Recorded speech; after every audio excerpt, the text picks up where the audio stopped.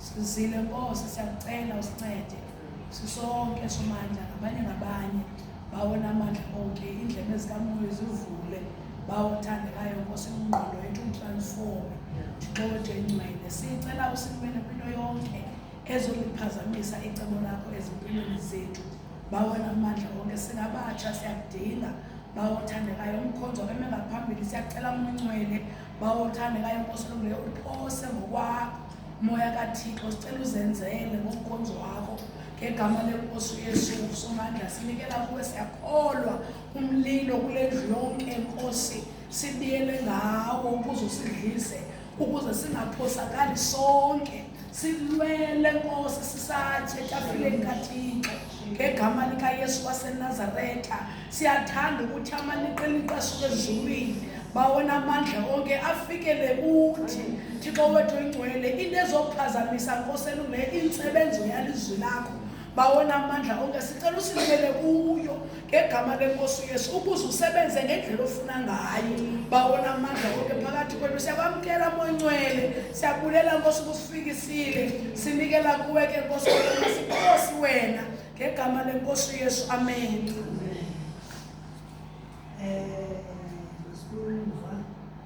Chapter 2, verse 21. Samuel. Chapter 2, verse 21 or 29. 21. Isihloko sithi inzala ka-Elikana uHana. 21. uDikhoyo ngenene wamvelela uHana. Waza wamlitha wazala abanye onyana abathathu kunye neentombi ezimbili yona inkwenkwe uSamuweli yakhulela kwaDikhoyo. Amen. uSamuweli lo sifunda ngaye ngulo lithi iBhayibheli uma uSamuweli yaba ngumntana wacelwa ngoba umamakhe ayengafumani bantwana. Amen. Samuweli yaba ngumntana wesicelo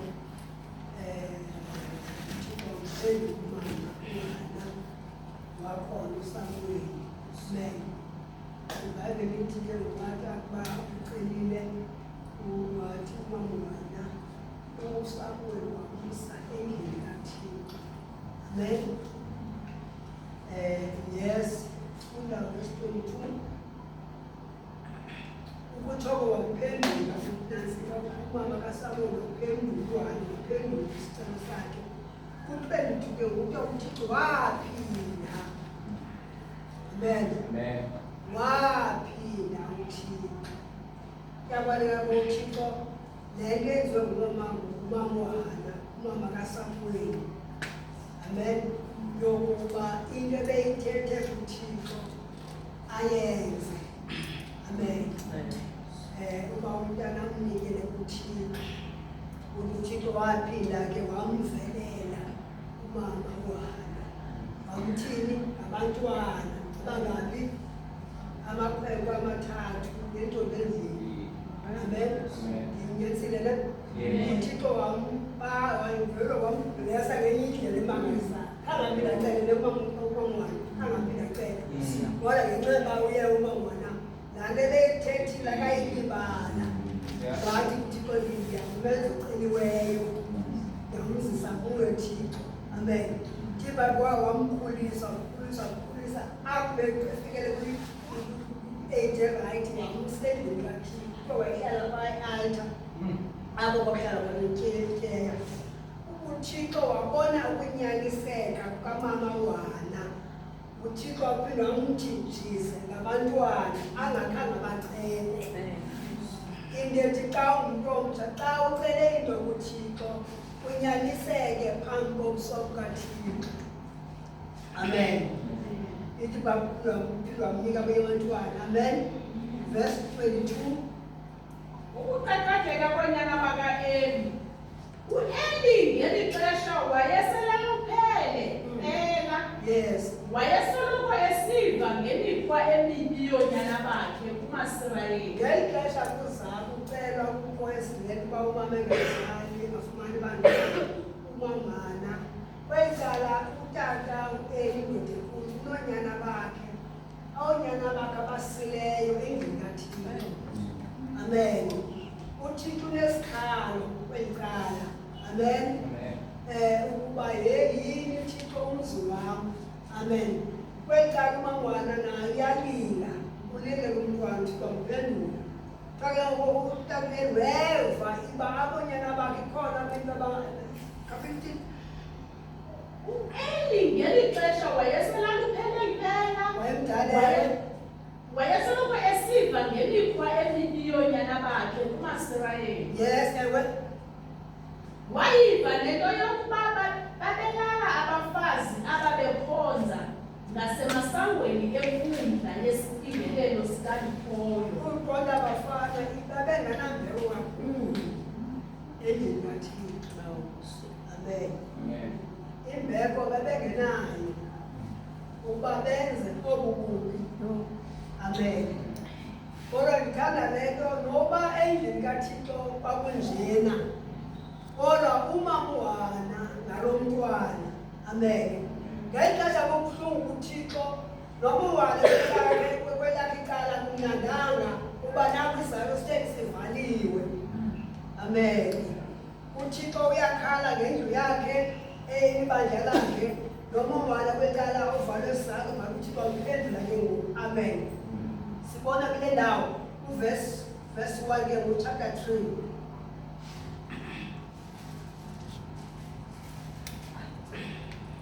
Kaloku umfana uSamueli wayekhonza kaNikhoyo phambi ko-Eli. Unantsika uSamueli lo ithi bethanda le ndawo kuthiwa wayekhonza. Nobazali bakhe bengekho kodwa uSamueli wayethi bangcwele wayekhonza phambi kukaThixo. Ewe. Ngaloo mihla udaba oluvela kuNikhoyo lwaluqalile. Ngoba njengabantu abatsha eyona nto abantu abatsha uThixo asibizele yona endlini yakhe yokuba sizokukhonza yena notenye into. Ukhonza uThixo ungenayo enye into. Ngeli xesha uSamueli yabona uSamueli ngoba esendlini kaThixo. Amen. UThixo kokwabo kukhona izinto ezinhle azenzayo. Ngoba uSamueli ungumnikelo endlini kaThixo. Ntomtsha uThixo uyakujonga indlela okhonza ngayo nokuzinikela kwakho kuye endlini kaThixo. Ungajongi bantu endlini kaThixo. Amen.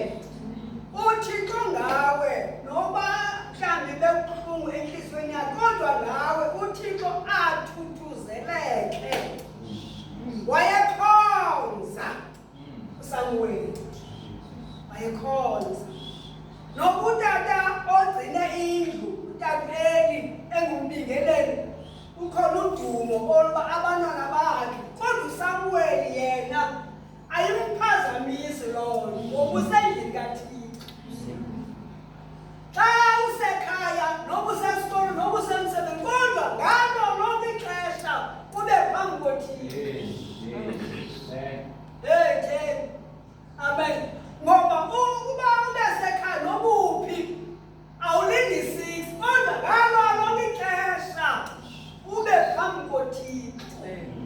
Amen. Ukhonze. Amen. Ewe sisi wami. Kungekho muntu unemibono ivela kuye. Ngeli xesha kuthiwa kwakungekho izwi lalincabile izwi elivela kuThixo noba ibandla likhona. Khona ibandla kodwa umyalezo ukho. Khona ibono. Amen. Kodwa noba kunjalo kukho imeko enjena kodwa phakathi kwesi simo ukhona umuntu omtsha. Khona umuntu omtsha. Amen. Umuntu omtsha ongazidibanisi nazo zonke izinto ezikhona ebalini kaThixo. Yena wayefumaneka kuThixo. Yena ngokuSamueli uyayazi uba kutheni ndilapha. Utata makekho apha, ifemeli yam ayikho apha. Ndim notata uEli nenyeka Thixo. Amen. UThixo akamazi. Uyeva ngaye. Uzokho ungumnikelo endlini kaThixo. Amen. Amen. Ngasi kuvuka ukuhlobo lwabantu abatsha bayazi uba bazothina endlini kaThixo. Ungazidibanisi nabanye abantu noba singasuke endlini sobabini kodwa mani yazi uba wena ubizwe wena wedwa. Ikhona injongo uba ube lapha kule ndlu. Amen. Yes. U-Eli wayenorhatyazo emehlweni kangangokuba wayebona luzinzi. Eli amehlo khona kodwa akaboni kakuhle. Amen. Kodwa into emnandi bangcwele noba yena ngangaboni kakuhle endlini kaThixo kodwa phakathi endlini kaThixo ukhona umuntu omtsha ofumanekayo. Fumanekayo. Wena utata noba akade ndiboni mandohlala endlini yandibana kodwa ulapha endlini kaThixo noba sengasaboni iThixo akaboni kodwa unento noba ndingaboni mandihlale ngoba yinkonzo le ndizoyenza. Ubudala babuphelele apha ukwaluphala kwabendlini kaThixo. Amen. Noba kasaboni kakuhle ini Thixo noba khona izinto ebezazi kodwa ngoba engasazazi kodwa ithi phambi kuzixesha uba uthathwe usiwapho uthanda ungayikhona. Kuthiwa uyawubhinqisa sowuzibhinqisa wena ekutsheni kuzibhinqisa kodwa kwesithi uba uthi kubhinqiswe. Kodwa esendlini kaThixo apha namanje isishwapho. Ngabusuku buthile u-Eli wayelele endaweni yakhe. Okay. uSamueli yena eleli endlwini kaNdikhoyo apho kwakugcinwa khona ikhesi yomnqophisi. Ewe. Kwathi ekuzeni kusa isibane sisavutha. Unafika uSamueli wanoxanduva elele apha kwakugcinwa icheya. Icheya emele ubukho bukaThixo. U-Eli yena elele kule ndawo leli kuye siswami. uNdikhoyo wavakala ebiza uSamueli. Wavakala ethetha uNdikhoyo ebiza umntana. Itshomi zakazikho. Amen. Wambile wesiswami ngoba usendlini kaThixo. Ewe. Ngoba izwi laliswelekile kodwa namhlanje nawe uThixo ethetha. Wathetha uThixo. Wagqibela kudala uThixo uthetha. Kodwa ngenxa yomuntu walufumanekayo. Wavula umlomo uThixo. Ewe sisi. Wasabela uSamueli esithi, "Ndim lo mhlekazi." Ewe. Wakhawuleza waya ku-Eli. Ewe. Wafika wathi, Ewe. "Ndim lo ubundibiza." Wathi yena u-Eli, "Hayi, ngiyakulala mfo wam. Andikhange ndikubize." Ngoba uSamueli akalazi izwi likaThixo, ivoice kaThixo. Waphakama uSamueli waya kule ndawo inotata amazi kukhona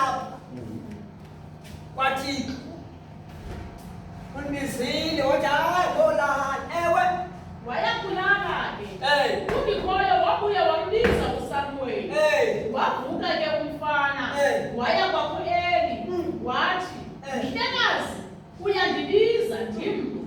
Kambe yena u-Eli wathi, "Hayi, andikubizanga, ndiyakulala mfo wam." Phofu umfana lo yena wayengekamazi undikhoyo. Kaloku undikhoyo wayengekazityhili kuye ngezilanga. Ngoba ebengakamazi kodwa usendaweni right. Amen. Amen. Noba akamazi undikhoyo uthetha njani kodwa kwindawo right. Ewe sisi. Undikhoyo wabuya wambiza uSamuweli isihlandlo sesithathu. Wavuka uSamuweli waya kwaku-Eli. Wafika wathi, "Ndim lo mhlekazi, ubundibiza." Waqonda ngoku u-Eli ukuba ngundikhoyo lo umana ebiza umfana. Noba uThixo wagqibela kudala uthetha kodwa kule period ngenxa yalo mntwana waqonda u-Eli uba ngundikhoyo uthetha uyabiza umntwana. Ewe sisi wam. Wathi u-Eli kuye, "Hamba wena, ndiyakulala. Xa ubuye weva kubizwa, uze uthi, 'Thetha ndikhoyo, isicaka sakho siphulaphula.'" Waya walala ke uSamuweli emandlalweni wakhe. Waza undikhoyo weza wema apho, wabiza kwakhona esithi, "Samuweli, Samuweli." Wasabela uSamuweli wathi, "Thetha, siphulaphule isicaka sakho." Wathi ke yena undikhoyo kuSamuweli, "Uyabona, ndiza kwenza into kwaSirayeli eya kutsho zithi nzwi iindlebe zabantu bonke abaya kuyiva. Umlomo wam ngomzi ka-Eli ndiza kuwufezekisa ngaloo mini, ndisuse ekuqaleni ndise esiphelweni."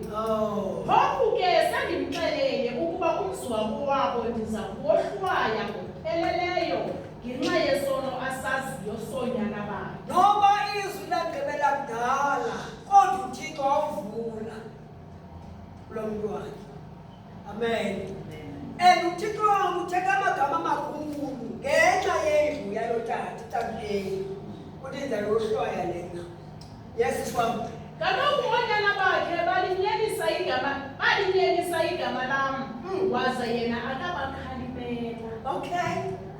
Akabakhalimele. Uthi ubani uthi uThixo.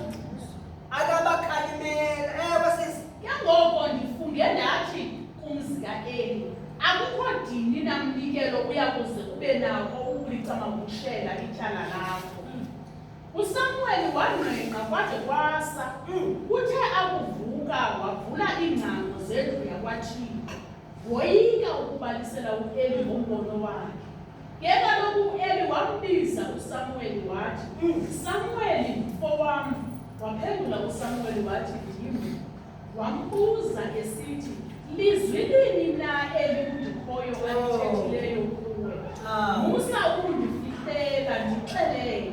uThixo uyakuba nento yokwenza nawe ukuba akundixeleli into yonke ayithethileyo." Wachaza konke ke uSamuweli akafihla nto. Watsho wathi u-Eli, "Nguye undikhoyo, makenze loo nto abona ukuba ifanele ukwenziwa." Umntwana uThixo ngaye wabuyisa ingqondo zikatakuleni. Amen. Kuba utakuleni noba besenza ntoni kodwa ngenxa yalo mntwana izwi likaThixo latsho lathetha endlini kaThixo. Yes, sisi wam.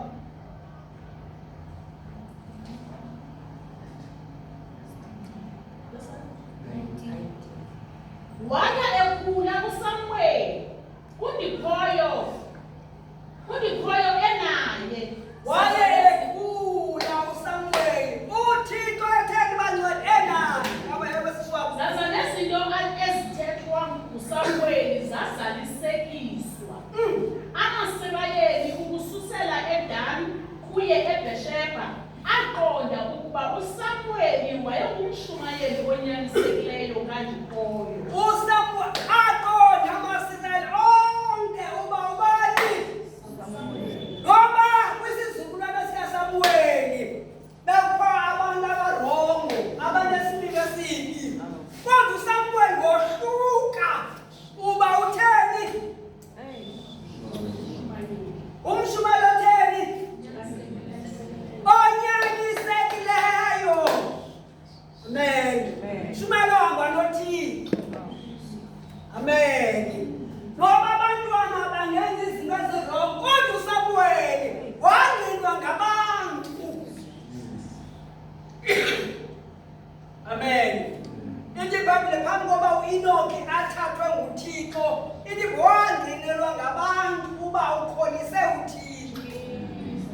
ngoku uThixo wamthatha uEnoki wasezulwini ngoba umkholisile uThixo. Amen. Ntomtsha funeka uhambe noThixo ungahambi nabantu. Xa uhamba noThixo uThixo uyakuzingqinela mntomtsha. Hambe noThixo. Amen. Uyahanjwa noThixo. Bengumuntu ohamba noThixo. Amen. Haggai chapter 2. Verse 1. Ngenyanga yesixhenxe ngosuku lwama-21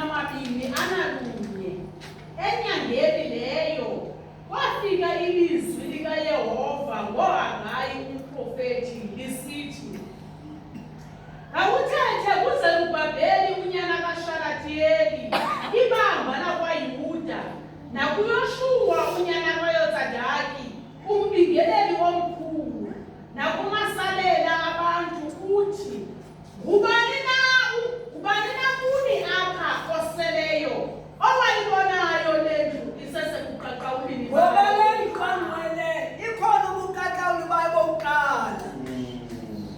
Balo seleyo kuni abantu. Amen. Ngoba uSamuel efika kononyana bomuntu omkhulu bagcina imikhuba endlini kaThixo. Kodwa ngubani owayibonayo indlu isesekuqaqawulini bayo? Ewe siswami. isesekuqaqawulini bayo bokuqala. Niyibona iyintoni na ke ngoku? Ewe. Ayi njengento engento na emehlweni enu. Noko ke ngoku yomelela Zerubhabheli. Utsho uYehova, womelele Yoshuwa nyana kaYozadaki, mbingeleli mkhulu, nomelele nonke bantu belizwe.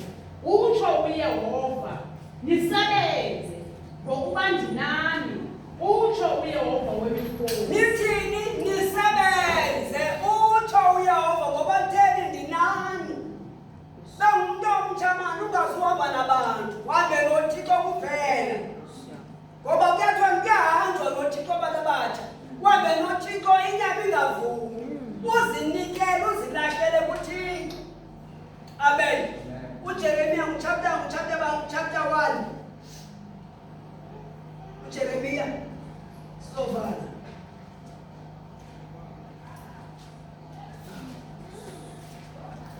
Oh.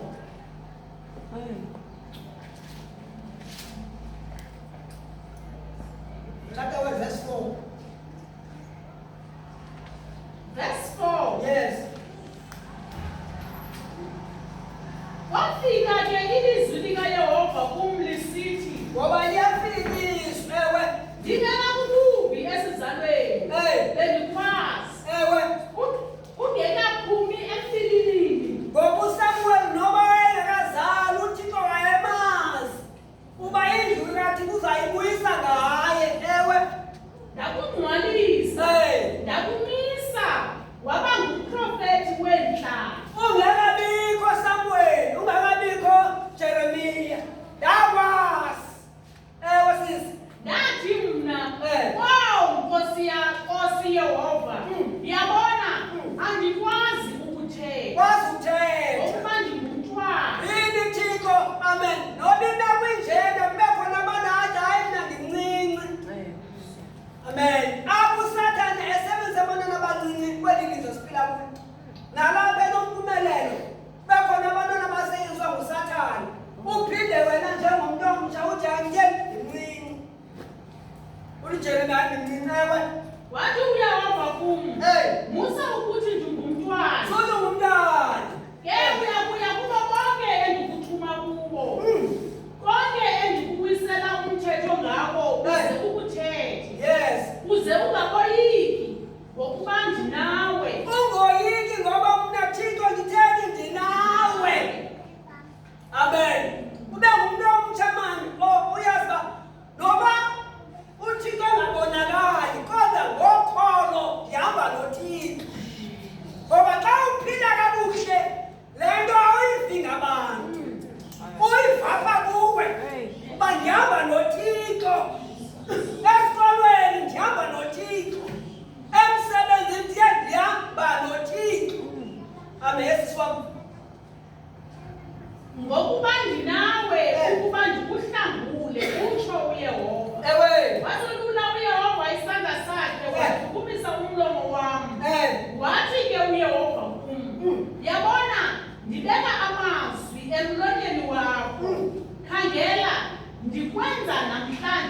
ngumveleli wentlanga nezikumkani. Wamchumisa emlonyeni wathi namhlanje ngibeka ntoni? Amazwi wami. Ndikwenza ntoni? Umveleli. Amen. Sithi lesixhosa sangoku sidala. Sisone? Okay. Ndikwenza ntoni umveleli wentoni? Wenhlanga yesiswam. Nezikumkani. Uba unyothule. Uba utheni? Ube ngumuntu ozawuthi intomtsha, ube ngumuntu ozawunyothula. Amen. Noba khona izinto zacama zinto zakudala, kodwa wena njengoba ndibeka amazwi wami kuwe, wena ube ngumuntu ozawuthi intomtsha, ube ngumuntu ozawunyothula. Uba into uThixo uyayiqaphela mntu omtsha, nawe uyiqaphele, uyijonge ngale ndlela uthi bayijonge ngayo. Amen. Ithi but uSamuel wawathetha onke amazwi uThixo amtshelela wona ebusuku. Akashiyanga. Amen. Ngoba uSamuel ikhona into ebekwe kuye nguThixo. Amen. Amen. NoJeremiya naye mani kwathi uyisa ulwimi lwakhe. Ewe siswami. Udilize. Unyothule uthini mntomtsha? Udilize. Bakhona into ezimile ezimiswa ngabantu mntomtsha, wena uthini? Udilize. Awudilize wena, udilize into engaphakathi. Ngoba abantu abanje ngabantu abanesibindi. Ngabantu abafuna ukwenza. Nalapha endlini ngathi abantu mani Thixo. Yini bawo? Amen. Abantu abatsha kuthiwa mani kodwa nabo ezantsi bayakwazi. Bakwazi umsindozayo. Bancedwa nabo. So babancedwe nabo kunganabanye abantu bangathi bangancedwa. Ewe sisi. Utshabalalise. Tshabalalise mntomtsha. Amen. Uma ithi iBhayibhile uJohn chapter 3. Amen. Verse 10. John chapter 10 verse 10. It is sela. One lizile lizokuba. Lisela usathana. Lizokuba. Abantu abathi indlela abaphila ngayo ezweni. Babelwe ingqondo. Bangabona ukuthi bangawamkela. Amen. Inekuba sewukhona umuntu omtsha ubele ingqondo lutshaba. Indlela okhonza ngayo. Amen. Walizokuba lizoqhela. Lizotshabalalisa. Kodwa thina njengabantu abathi abanikwe into nguThixo. Amen. Kumele masiyanyothula. Siyadiliza. Amen. Funa le nto funa kuyi. Udilize, utshabalalise. Zikhona izinto usenana noma zeza lapha. Kodwa umuntu omtsha onikwa umyalezo nguThixo athi hayi mani. Amen. Kuzo ngubani owayibona lengisese? Amen. Khona izinto ezimiswa ngabantu. Kodwa abantu abathi abantu abathi babengekho. Da. Kodwa uThixo uMoyingcwele athi ayoyalapha le. Ayoyalapha. Kutsho uThixo umoya oyingcwele. uSamuel akayazi uba oonyana bakatata u-Eli benza le nalena. Kodwa uThixo amxelela. Bantu bakhe kunomntu osashiywa naye. uThixo uMoyingcwele. Nguye otyhilayo. Amen. Nguye obangela xa sisiya kwinkonzo yabantu abatsha ingabhodi. Amen. Inkonzo yabantu abatsha ibe yinkonzo mani noma umntu usuka phi. Yofellowship kulaa nkonzo ye ngoba kukhona yini Thixo. Amen. Apha endlini kuneziqhamo zikamoya. Ibandla liyatya kubantu abatsha. Ngoba abantu abatsha bayisolution ngexesha elinjalo. Lapho kukhona oonyana bakaEli benza unothanda balilizwe. Banjani kaThixo. Abantu abatsha babelithemba lendlu kaThixo. Amen. Sibelithemba. Amen. Azo zinto zivuka hapa. Bantu abatsha abe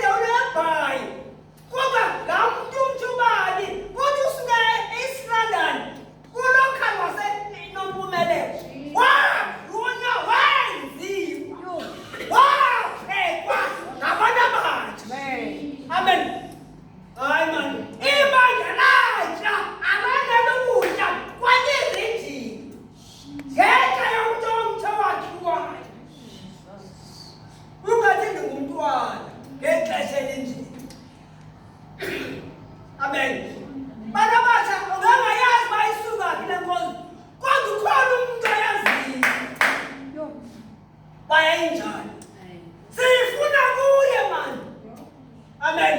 Ithi bamyenza kaMoses enyukayo eyakuthixo kuzowaboniswa itabanakile. Kodwa wathi jonga Moses iqala ulenze itabanakile tyeya. Imeasurements zayo nazi wamcela uThixo zonke. Nazi ubude bayo nobubanzi bayo. Kodwa wehla uMoses. Wathi jonga uthi uThixo masimenzele ityeya. Nazi imeasurements zayo. Kodwa uThixo wahlala kuyo. Ngoba uMoses wenza exactly le beyicela phezulu. Amen. Nathi xa sisiya kuThixo ngalo mzi. Unawo uThixo. uThixo engaziwa ngabantu. Into zalo mzi. Amen. Njengabantu abatsha sibeke ithemba naleli. Amen. Yini Thixo kuvuka abantu bazama lithemba naleli. Thixo ngathi bantu abatsha athuthuzelele. Unako uThixo. Nako uThixo. Uma wayenza ngakulondo nawe angayenza ngawe lonto leyo. Belithemba. Qala ekhaya. Singisikala ekhaya. Belithemba kokwenu mtsha. Belithemba kokwenu. Uyaseba ukwenza yonke into kodwa manje wena besisombuluza. Nabamelwane. Amen. Kuyancika ngapha nangapha kodwa wena beyityiwa. Ngoba waba noThixo. Amen. Bana batsha noma kunjena kweli lizwe masihambe noThixo. Samlala uThixo. Ngalona ixesha indlebe yethu imamele yena. Uyathetha uThixo. Unako. Nakenza uzogcina sidinga yena. Ahambe nathi asithwale. Amen. Uye kwasikele. Khona abantu ngoku bazazilungisa. Khona abantu bazazilungisa abantu ngoku. Amen. Ngoba baya epasikele. Njengabantu abatsha kudala sazilungisa. Kodwa sizilungisile. Amen. Umnyaka uhamba. Ngalo sizilungisa. Ngoba uThixo akathetha ukuthi ngamahisa kupheka. Akawathetha. Ndingabantu abatsha ke abazabe lithemba lele nkonzo. Yini bawo sincede. Thixo azivusele nakulo mzi. Walapha ukuphumela sihambe ungakulinge uzisizele. Amen. Hamba noThixo. uSamuel wahlala ekhonza endlini kaThixo. uThixo umama kaSamuel ifemele lomntana kaSamuel uThixo ubless abantwana. Nawe uThixo kokwenu. Vula iminyango ngawo uThixo. Insikelelo mntomtsha zikulandele. Ngoba yintoni ukhonza uThixo ngendlela eBhayibheli. Namkhonza uThixo ngendlela eKapa. Thixo simkhonza eBhayibheli, simbona eBhayibhelini uyakhonzeka abantu abatsha. Sizilahlele kuye. UnguThixo ovelayo. Ngoba ilizwe linganjena bengidala kodwa uThixo phakathi uyathetha. Ngegama likaYesu safundisa.